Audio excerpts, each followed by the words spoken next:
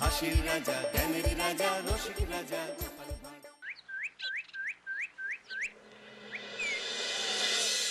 একই গিন্নি, এই কটা ভাতে কি পেট ভরবে? ও যা ভাত আছে না, ওটা বেড়াল ডিগোতে পারবে না। হ্যাঁ, আরে বাবা, আমি আর বেড়াল এক হলো? এই বাড়তি কথা না বলে খাও তো।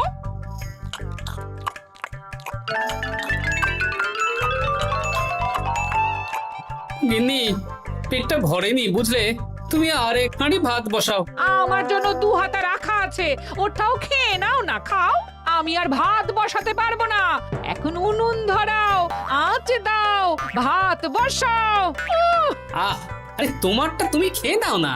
তুমি তো জানো আমার এইটুকু খাবারে পোষায় না। তারপর তুমি আজকে ওই ওলের ঝোলটা যা বানিয়েছিলে না, আহা। খাই খাই খাই খাই করে আমার জীবনটাও খেয়ে ফেললে গো। আরে বাবা, ভগবান এই পেট দিয়েছে কিসের জন্যে? এত খাটাখাটনি, সবকিছুই তো এর জন্যে নাকি? হ্যাঁ,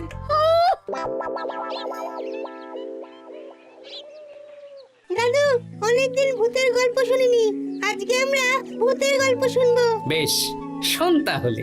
আমাদের রাজ্যে আজ থেকে বেশ অনেক বছর আগে একটা খুব পেটুক লোক থাকতো। তোমার মতন পেটুক? বলতে পারিস, কিন্তু ওর গিন্নি ওকে ভালো মতো খেতে দিত না। তাই একদিন না খেয়ে খেয়ে অক্কা পায় আর ভূত হয়ে এদিক সেদিক ঘুরতে থাকে। তারপর কি হলো দাদু? তারপর তো সে এক মজার ব্যাপার। ভূতকে ওর গিন্নি চোখে দেখতে পেত না, তাই সেই পেটুক ভূত কিছুদিন পর থেকে গিন্নির উপর হুজ্জুতি শুরু করলো। কিরকম হুজ্জুতি দাদু? গিন্নি যা রান্না করতো সব চুরি করে খেয়ে নিত। এই এসব উল্টো পাল্টা কথা বলে আমাকে ভয় দেখাতে পারবে না। হ্যাঁ, এই যে তোরা চটপট খেয়ে নে, নইলে তোদের দাদু আবার ভাগ বসাবে রে। খা। আচ্ছা দিদা। এই শোনো না, তুমি আমার জন্যেও আরো কয়েকটা বেগুনি ভাজো। হ্যাঁ, এই তো একটু আগে 4টে বেগুনি আর 1 বাটি মুড়ি দিলাম। হ্যাঁ, আরে সেগুলো তো পেটের কোন কোনায় হারিয়ে গেছে গিন্নি। তুমি ভাবো আমিও হারিয়ে গেছি? বেশি খিদে পেলে নিজে রান্না করে খাও। আর সে তুমি না থাকলে আমি রান্না করেই খেতাম। দিদা, দাদু কিন্তু তোমাকে চলে যেতে বললো। কি বললে? আমি চলে যাব? আরে তাহলে তাই হবে। এই গুলটে, তুই এসব কি বলছিস বলতো? গুছিয়ে বিদায় নিচ্ছি। আরে আরে আরে, কোথায় চলে যেতে বললাম গিন্নি? হয়েছি আর না, আজকে আমি বাপের বাড়ি চলে যাব। হ্যাঁ, এই দেখো, আমি কোথায় চলে যেতে বললাম? তোমার মনের কথা আমি বুঝে গেছি। এই দেখো, থাকবো না এই পোড়ার মুখ সংসারে। যা। লক্ষ্মী সোনা রাগ করেছে। হাওয়া গরম আছে, চল এখান থেকে বেগুনি নিয়ে এখন কেটে পড়ি। এই সামান্য ব্যাপারে রাগ করার কি আছে বলো তো? এবার নিজের সংসার নিয়ে নিজে থাকো। সারাদিন শুধু খাই খাই আর খাই খাই। নাও এবার ঠেলা সামলাও। ভুল করেও আমাকে বাপের বাড়িতে ডাকতে যাবে না বলে দিচ্ছি। যদি যাও তাহলে আমার থেকে খারাপ কেউ হবে না, এই বলে দিলাম। ওগো, তুমি আমায় ছেড়ে চলে গেলে গো। এবার আমি কার কাছে বায়না করবো গো?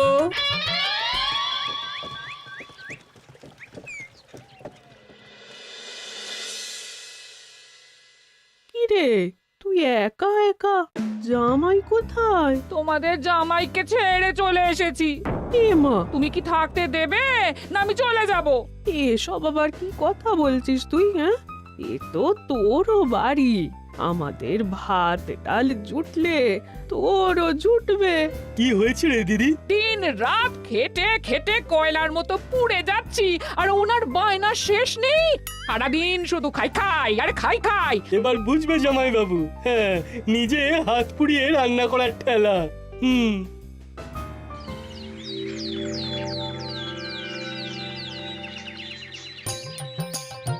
গোপাল দাদা, ও গোপাল দাদা, ও গোপাল দাদা, গোপাল দাদা, এ দরজা খোলো, মহারাজ ডাকছেন। এই রে, অনেক বেলা হয়ে গেল। আরে দরজাটা খোলো। যাচ্ছি যাচ্ছি। আরে আজকে তো গ্রামের সেচ প্রকল্প নিয়ে আলোচনা আছে, মহারাজ তাই তোমাকে ডাকছেন। মুখ হাত ধুয়ে যাচ্ছি।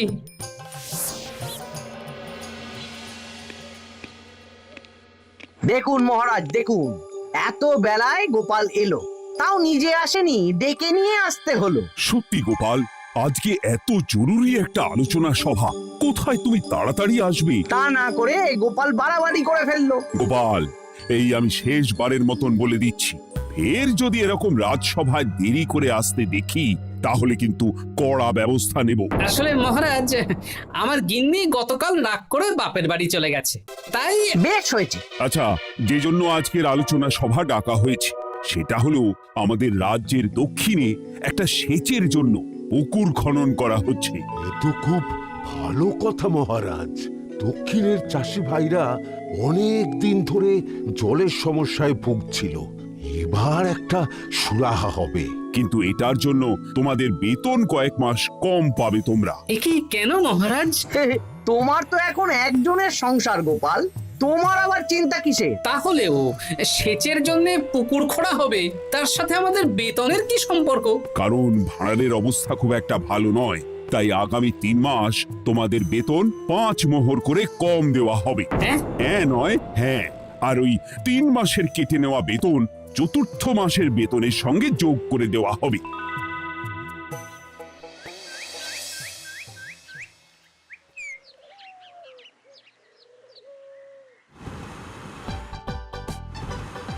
কি দাদু, এ তোমার চোখ মুখের কি অবস্থা? কালি ঝুলি মেখে ভূত। কি আর করবো বল, এসব কি আমার কাজ রে? কালকে ভূতের গল্প শোনাচ্ছিলে, আজকে নিজেই ভূত সেজে বসে আছো।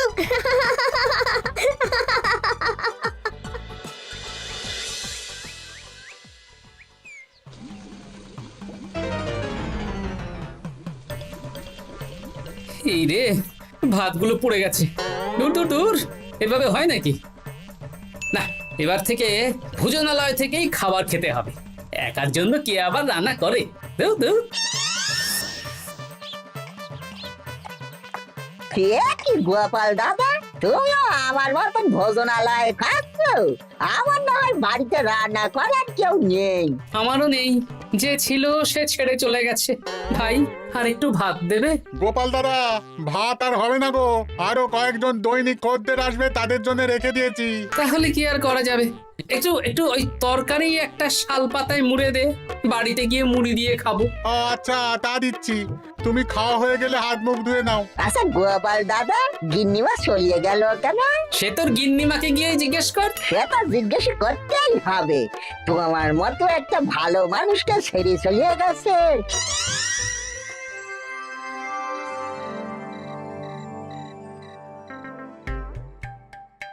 এসো এসো। এই নাও ধরো, পুঁটির মা তোমার জন্য কটা রুটি আর তরকারি পাঠালো। শুনলাম তুমি বাইরে ভোজনালয় খাচ্ছ। কি আর করবো বলো, একদিনই ঘর দুয়ারের একই অবস্থা করেছো গো গোপাল দাদা। ওই একার সংসার, এখন আমার কাজের মধ্যে দুই, খাই আর শুই। তা গিন্নিমাকে খবর দাও। না না না, খবর দিলে আবার অশান্তি শুরু করবে, বরং তুমি গিয়ে বলো। বেশ, তাহলে কালকে আমি তোমার শ্বশুর বাড়ির দিকে সার কিনতে যাব, না হয় গিন্নিমাকে আমিই খবর দিয়ে দেবো।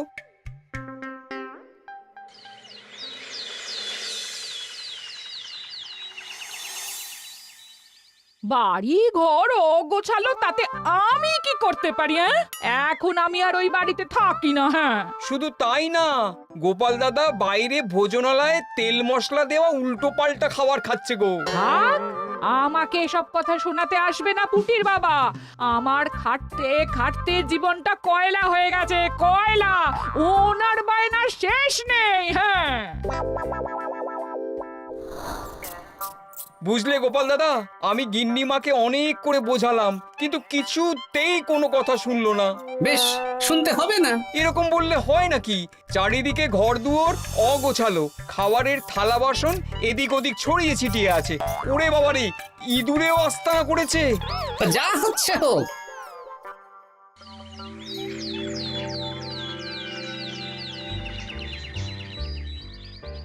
ভোলা, আটটা কচুরি দাও তো ঝটপট, খেয়ে রাত সভায় চলে যাব। এই নাও। ও গোপাল দাদা, শুনলাম নাকি গিন্নিমা বাড়ি ছেড়ে চলে গেছেন? হ্যাঁ, ঠিকই শুনেছো। তাই বাইরের খাবার খেয়ে কতদিন কাটাবে? এভাবে তো তোমার শরীর খারাপ করবে। ওই শরীরের নাম মহাশয়, যা সবে তাই সয়। রান্না বান্না করছো বাড়িতে? না, রান্না করার লোক নেই, আর আমার দ্বারা ওসব কালিঝুলি মাখাও সম্ভব না। দেখো গোপাল দাদা, এই রোজ রোজ বাইরের খাবার খাওয়া ভালো নয়। ভাবছি আরেকটা বিয়ে করব। হ্যাঁ, বলো কি? গিন্নিমা জানলে তো? জানলে জানুক, ও তো এখন আর আমার কেউ নয়। গোপাল দাদা আরেকটা বিয়ে করবে? না না না না না, গিন্নিমাকে বলতেই হবে ব্যাপারটা।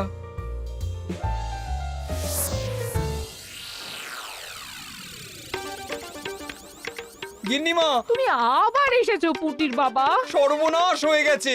আবার কি সর্বনাশ? হ্যাঁ, বাড়ির চারিদিকে অগোছালো, ইঁদুর মশা মাছি ঘুরে বেড়াচ্ছে। আমি আর ওই বাড়িতে যাব না। গোপাল দাদাও সেই ব্যবস্থাই পাকাপাকি করতে চলেছে, আরেকটা বিয়ে করবে। কি বললে? জল জ্যান্ত বউ থাকতে আরেকটা বিয়ে? হ্যাঁ, আমি আজকেই যাব। ওর একদিন কি আমার একদিন? হ্যাঁ, আমি আজকেই যাব। এই দিদি, এক মুহূর্তে এরকম বদলে গেলি কেন? আবার আবার তো জামাইবাবু তোকে কাটাবে। তা বলে তোর জামাই বাবুটাই অন্য কারোর হয়ে যাবে? হ্যাঁ, আমি বেঁচে থাকতে আমি হতে দেব না। তাহলে দিদি আমিও যাব। ওই জামাইবাবু অতিরিক্ত খায়, জামাইবাবুর খাওয়া বন্ধ করতে হবে, বুঝলি? ঠিক আছে, চল তাহলে চল। ঠিক আছে, চলুন তাহলে। হ্যাঁ হ্যাঁ, তাই চলো। বুঝলি দিদি, আমার মাথায় একটা মতলব এসেছে। হ্যাঁ। কি মতলব শুনি?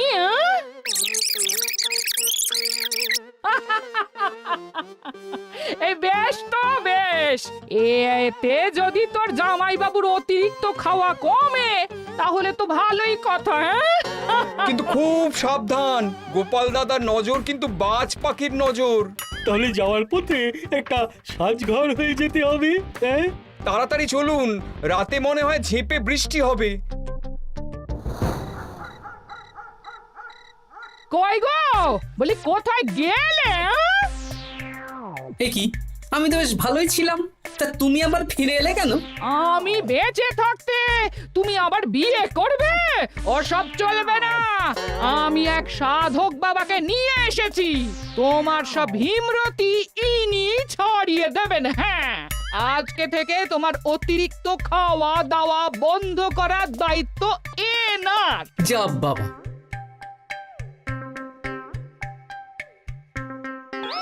কি করেছো গো? হ্যাঁ, ঘর দুয়ার তো পুরো শ্মশান হয়ে গেছে গো। এখন আবার তোমার ঘর তুমি পরিষ্কার করো। সে করছি, তুমি যাও বাজার করে নিয়ে এসো। ভোলার দোকান থেকে বেশি করে ছানা আনবে, আর রাতে ছানার বড়া করে তরকারি বানাবো। হ্যাঁ, আহা, কতদিন খাইনি, এক্ষুনি যাচ্ছি। তাড়াতাড়ি যাও, তাড়াতাড়ি যাও, মেঘ ডাকছে, রাতে বৃষ্টি হবে। আমি এই ঘর গুছিয়ে রান্না বসাচ্ছি গো। বলো কি গোপাল দাদা, গিন্নিমা ফিরে এসেছেন? হ্যাঁ, সকালে তোমার দোকানে বলেছিলাম না বিয়ে করব, সেটা নিশ্চয়ই কেউ শুনে গিন্নির কানে দিয়েছে।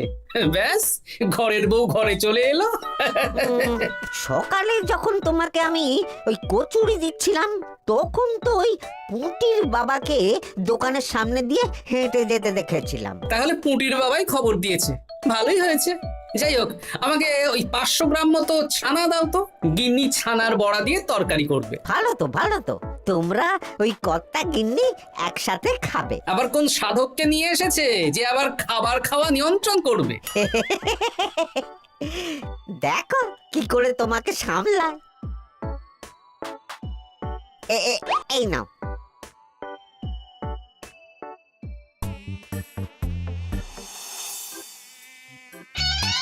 দেখি গিন্নি, আমার জন্য দুটো বড়া আর ওনার জন্য এতগুলো? বেশি খেলে তোমার চেহারা ঠিক হবে না বৎস, তোমাকে রোগা হতে হবে, তাই কম খেতে হবে, বুঝলে? ঠিক আছে, আপনাকে আমি মজা দেখাচ্ছি। অগত্যা গিন্নির হাতের খাবার খাচ্ছি, এই আমার 14 পুরুষের ভাগ্য ভালো।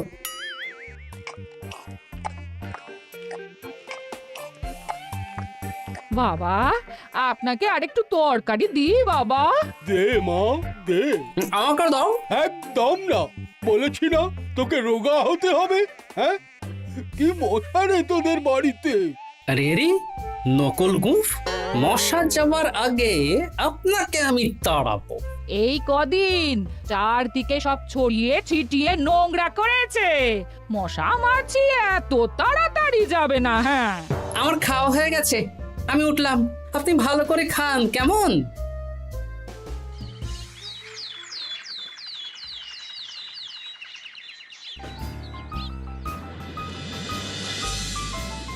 বিজ্ঞানী, আরে গোপাল যে, কি ব্যাপার? একটা সাহায্য চাই বিজ্ঞানী। বলো বলো, আমি কি করতে পারি? কয়েক টুকরো বরফ বানিয়ে দিতে পারবে? তা পারবো, কিন্তু এখন হবে না।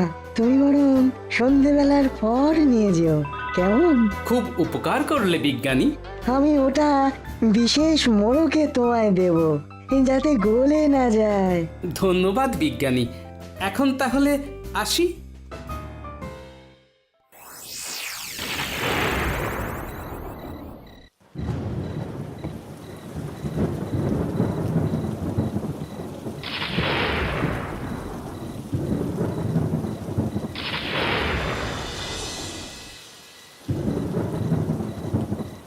ভালো করেছিস বাবা, যা মশার উৎপাত, মশারি ছাড়া ঘুমোনো যাবে না। কথায় আছে সেবাই পরম ধর্ম, তাই একটু ধর্মকর্ম করছি আর কি।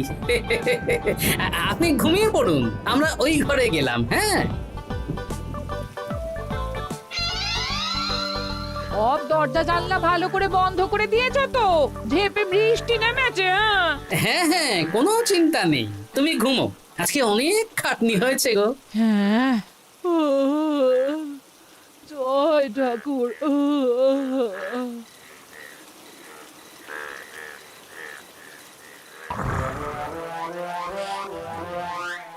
এই তো গিন্নিও ঘুমিয়েছে, এবার আসল কাজ শুরু হবে।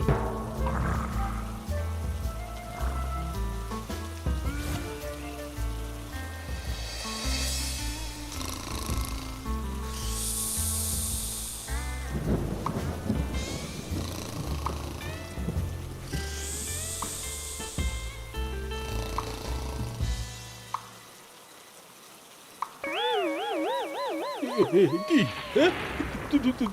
জল পড়ছে কেন? চাল ফুটো হয়ে গেল নাকি? এত রাতে দিদিকে ডাকা ঠিক হবে না। আরে আরে কি মুশকিল, এখনই জল পড়ছে। আরে দূর দূর।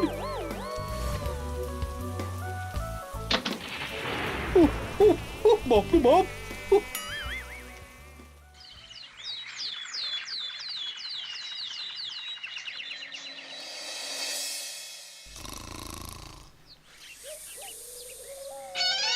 সুপ্রভাত।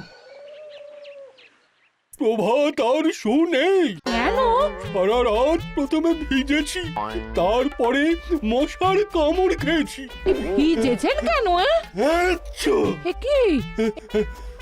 আচ্ছা। রাতে চাল ফুটো হয়ে জল পড়ছিল। আচ্ছা, খুব ঠান্ডা লেগেছে। একটু একটু মধু আর তুলসী পাতা দে, একটু খাই। এই দিচ্ছি বাবা। এ হতেই পারে না, কদিন আগেই তো চাল সারিয়েছি। ঘরের মধ্যে তাহলে জল এলো কি করে? ঠিক যেভাবে আপনার নাকের নিচে নকল গোঁফ এসেছে শ্যালক বাবু, ঠিক সেইভাবেই। এই রে, হয়ে গেল। দাড়িটাও তো নকল।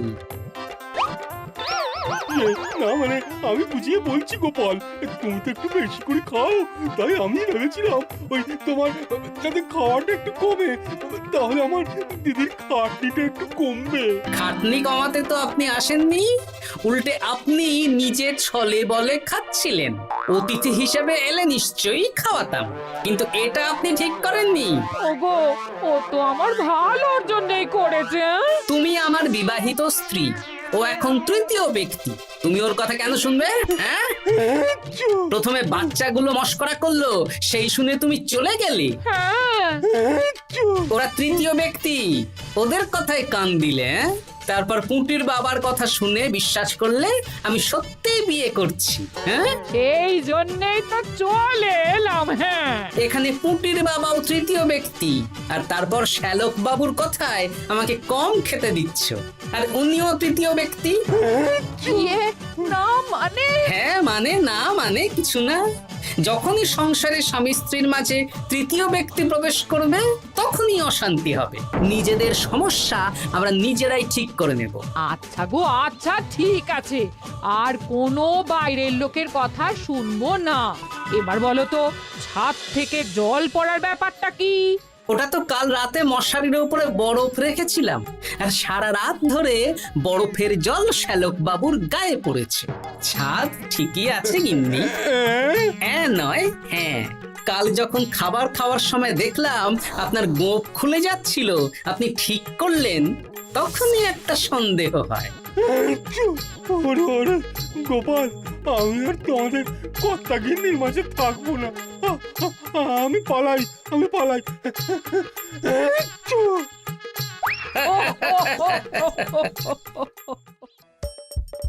হাসির রাজা জ্ঞানের রাজা রসিক রাজা